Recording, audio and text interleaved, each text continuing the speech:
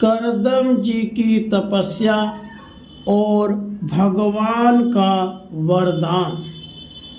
मैत्रेय जी ने कहा, विदुर जी, जब ब्रह्मा जी ने भगवान करदम को आज्ञा दी कि तुम संतान की उत्पत्ति करो, तो उन्होंने 10,000 वर्षों तक सरस्वती नदी के तीर पर तपस्या की। वे एकाग्र चित्त से प्रेम पूर्वक पूजनोपचार द्वारा शरणागत वरदायक श्री हरि की आराधना करने लगे। तब सतयुग के आरंभ में कमल नयन भगवान श्री हरि ने उनकी तपस्या से प्रसन्न होकर उन्हें अपने शब्द ब्रह्ममय स्वरूप से मूर्तिमान होकर दर्शन दिए।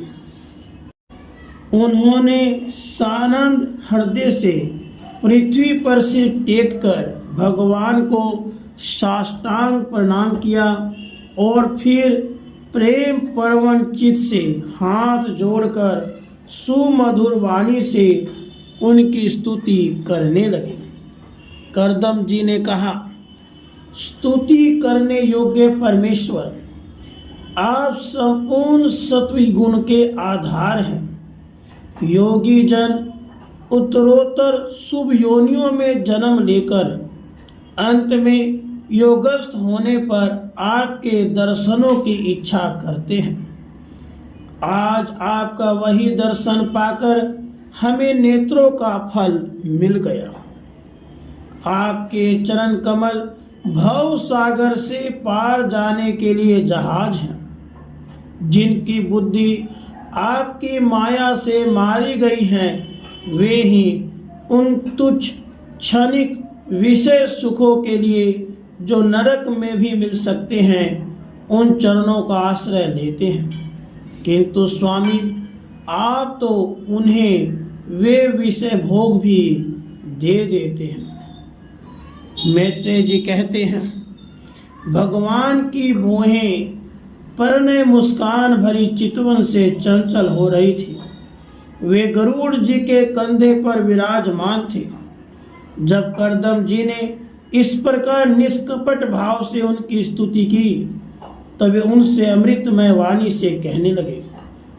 श्री भगवान ने कहा, जिसके लिए तुमने आत्म संयम आदि के द्वारा मेरी आराधना की है, तुम्हारे हृदय के उस भाव को जानकर मैंने पहले से ही उसकी व्यवस्था कर दी है। प्रजापति, मेरी आराधना तो कभी भी निष्फल नहीं होती। फिर जिनका चित्त निरंतर एकांत रूप से मुझ में ही लगा रहता है, उन तुम जैसे महात्माओं के द्वारा की हुई उपासना का तो और भी अधिक फल होता है। प्रसिद्ध यशस्वी सम्राट शंभु मनु ब्रह्मवत में रहकर 7 समुद्र वाली सारी पृथ्वी का शासन करते हैं। विप्रवर, वे परम धर्मज्ञ महाराज महारानी शतरूपा के साथ तुमसे मिलने के लिए परसों यहाँ आएंगे। उनकी एक रूप यौवन शील और गुणों से संपन्न श्याम लोचना कन्या इस समय विवाह के योग्य है। प्रजापति, तुम सर्वथा उसके योग्य हो, इसलिए वे तुम्ही को वह कन्या अर्पण करेंगे। ब्राह्मण, गत अनेक वर्षों से तुम्हारा चित्त जैसी भार्या के लिए समाहित रहा है, अब शीघ्र ही वह राजकन्या तुम्हारी वैसी ही पत्नी होकर यथेष्ट सेवा करेगी।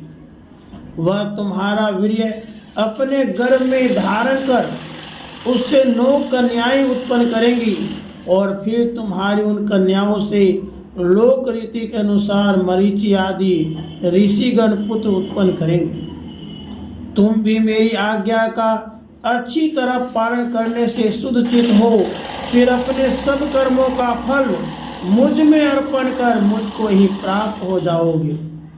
जीवों पर दया करते हुए तुम आत्म ज्ञान प्राप्त करोगे और फिर सबको अभय ज्ञान दे अपने सहित संपूर्ण जगत को मुझ में और मुझको अपने में स्थित देखोगे।